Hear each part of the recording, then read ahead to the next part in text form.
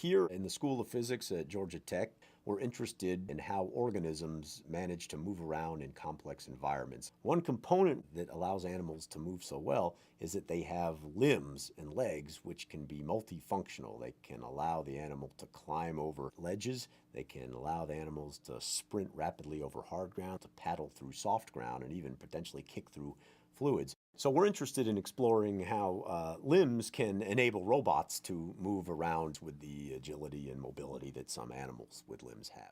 The idea is to begin to develop a Terradynamics, equivalent to aero and hydrodynamics, which will allow us to predict mobility of devices in these complex environments. The robot that we created is based on a simple toy robot.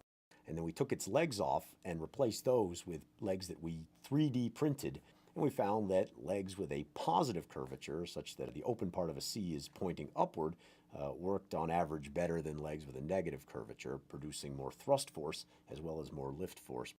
We took these force relationships that we measured and we input them into a special kind of simulation called a multi-body dynamic simulation. We found that when we put the force relationships into the simulation, we could predict the robot speed to a few percent over a pretty wide range of conditions of leg geometry and granular material.